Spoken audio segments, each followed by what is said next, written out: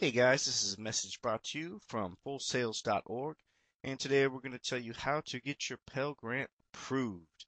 The first thing we want to remember when we're applying for a Pell Grant is that we want to file as soon as possible because students of lesser need who apply before students of greater need have the advantage.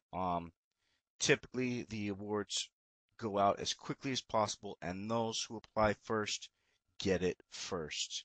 When those funds run out, they're completely gone.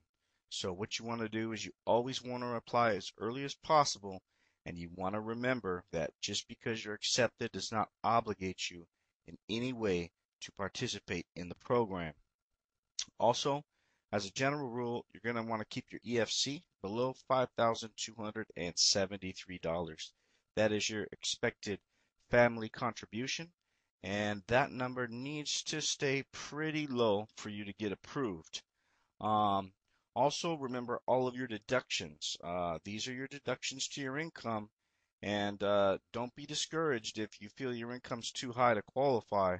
Most awardees have familial incomes in excess of 75,000, and that is regardless of their deductions. They could gross quite a bit more, but basically, don't be discouraged by that. You could deduct things such as alimony, child support, moving expenses.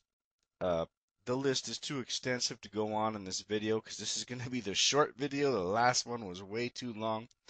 But everything from tuition and fees to combat pay, there's simply too many to name.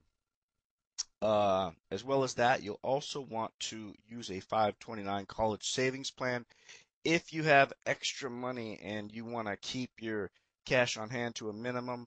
529 college savings plan is the way to go. Additionally, they have a lot of new stuff out now, and you're definitely going to want to tell your financial aid advisor if you or your family has suffered from a foreclosure or is in the process of foreclosure. As stated before, keep your available cash to a minimum, and I can't stress that enough.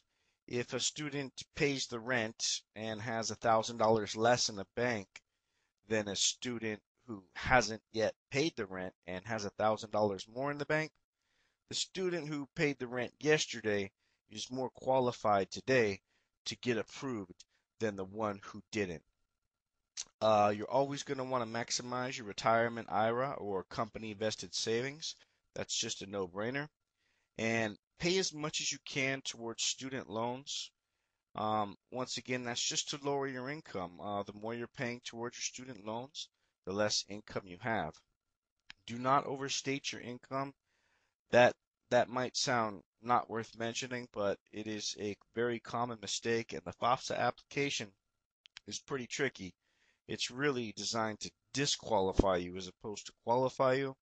And one of the main things people do is that they confuse their withholding from the W-2 with the amount of taxes paid, and they are just not the same thing. Um, Always keep your cash on hand to a minimum, and that just goes back to the rent thing. Basically, you're going to want to appear to have as little